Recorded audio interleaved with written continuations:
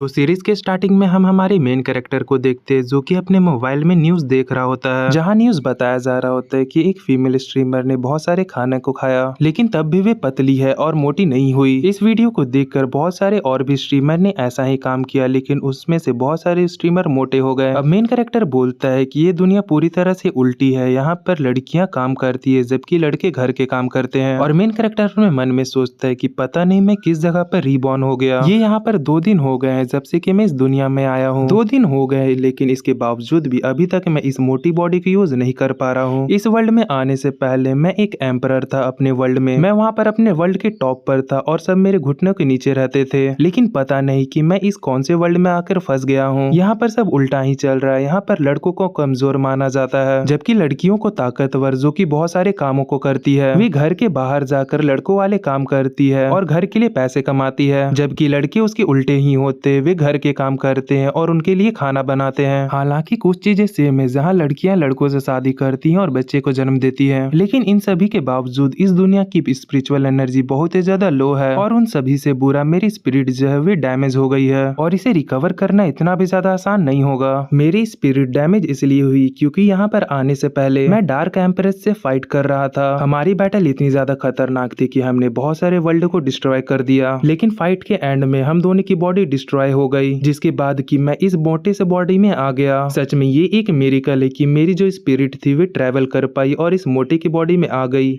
जहाँ तक मुझे इसकी मेमोरी मिली है तो इसका नाम लीमो है, जो कि एक ऑर्डिनरी सा रिच बंदा है और अभी हाई स्कूल में है। मुझे ये नहीं पता, लेकिन हो सकता है कि डीमेंस एम्प्रेस भी किसी की बॉडी में आ गई हो, पर मैं अभी कुछ भी नहीं कर सकता। सबसे पहले मुझे अपनी स्ट्रेंथ को रिकवर करना होगा। अब जब तक कि मेरी स्ट्रेंथ रिकवर नहीं हो जाती तब तक मुझे इसी आइडेंटिटी पे जीना होगा। लगता है कि मुझ जैसे एम्परर को भी अब स्कूल जाना होगा। अब ये रूम से बाहर आ जाता है और चारों तरफ देखते हुए कहता है कि इस बंदे की हालत उतनी भी ज्यादा बुरी नहीं है, ये घर उतना भी ज्यादा छोटा नहीं है। पर इस बात को मैं लकी बोलूं या अनलकी, पहले मैं जिस जगह पर रहता था ये घर वहाँ के फिश पॉन्ड से भी ज्यादा छोटा है। मेरा फिश पॉन्ड इस घर से ज्यादा बड़ा था। और ये लिनमो के पास्ट के बारे में बताता है कि इसके जो पेरेंट्स थे वे एक एक्सीडेंट में मारे गए, जिसके बाद इसकी ग्रैंडमा ने इसका ध्यान रखा, लेकिन अभी वे भी बीमार है। अब क्योंकि ये अकेला हो गया था, जिससे कि इसकी आंट आकर यहाँ पर रहने लगी। इसकी आंट इसका यहाँ पर ध्यान रखने के लिए आ गई, लेकिन वे बिल्कुल भी अच्छी नहीं है। वे आते ही यहाँ पर इसके सारे प्रॉपर्टी को अपने नाम पर कर ली जब तक कि इसे पता चला। और साथ ही में इस बॉडी का जो ओरिजिनल ओनर था वे बहुत ही ज्यादा कमजोर था, उसके पास किसी का भी सपोर्ट नहीं था, इसीलिए उसने चुपचाप इन सारे चेंजेस को एक्सेप्ट कर लिया। ये सब सोचते हुए ये डिनर टेबल के पास आ जाता है और ये अपने सामने देखता है जहाँ पर इसकी आंट की फैमिली खाना खा रही होती है। अब ये भी वहाँ पर जाता है। अब हमें इनके आंट की फैमिली के बारे में बताया जाता है कि उनके पति का नाम युंगजुन है और ये जो बंदा बत्तीसी दिखाकर खाना खा रहा है ये आंट का भाई है जिसका नाम लिनजुआन है। अब हम इसके आंट को देखते हैं जिसका नाम लिनली होता है। ये बोलती है, लिनबो तुम एकदम सही वक्त पर आए हो। मैंने तुम्हारे स्कूल के बारे में सुना है कि ही यानवी ने तुम्हें डंप कर दिया क्योंकि तुम बहुत ही ज्यादा मोटे हो और उसने तुम्हारा मजाक भी उड़ाया, लेकिन वे सही है। अब मैं यान हुई के बारे में बता दूं, वे इसकी पियोन्सी है और इन दोनों की शादी बचपन में ही तय कर दी गई थी। अब लिनमो बताता है कि जो इसकी ग्रैंड मदर थी उसने ही इन दोनों की शादी तय की थी और जिस लड़की के साथ इसकी शादी तय की गई थी उसका नाम ही यानी हुई था। लेकिन उस लड़की ने जैसे ही इस लड़के को पहले बार देखा था तो वे लड़की इसे देखते ही डर गई थी